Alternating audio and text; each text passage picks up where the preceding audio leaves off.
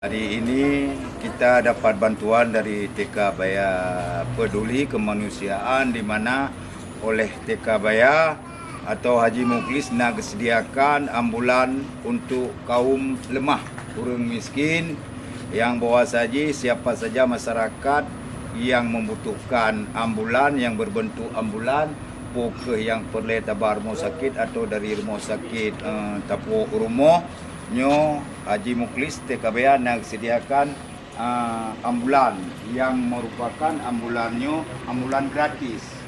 Ya, jadi mudah-mudahan masyarakat sini kata duku di saat kita membutuhkan adanya nanti akan disediakan li gonya nyo hana geleke biaya. Namun dalam halnya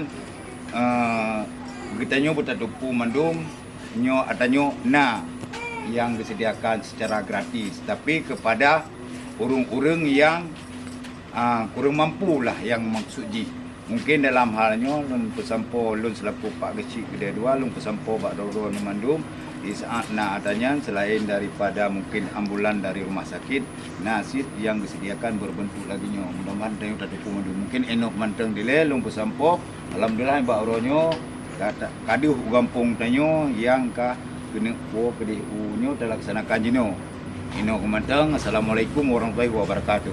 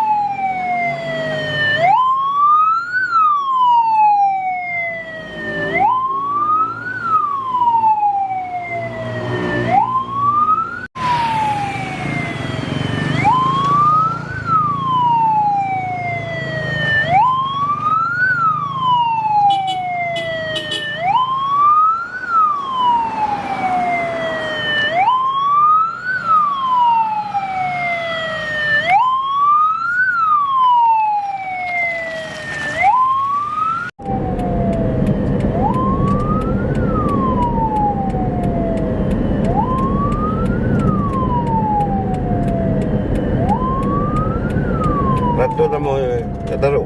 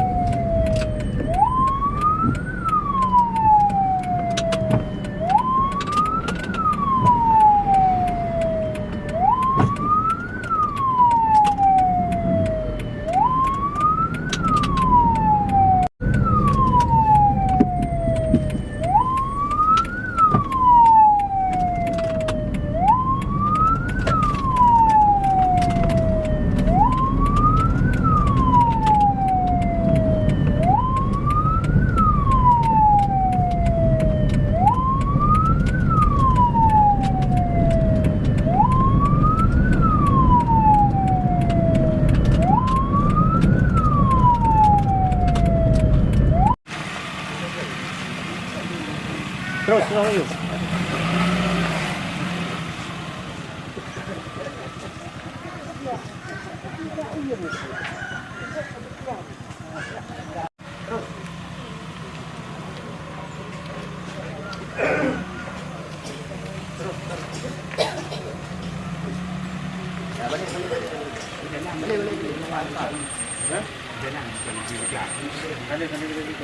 Oh.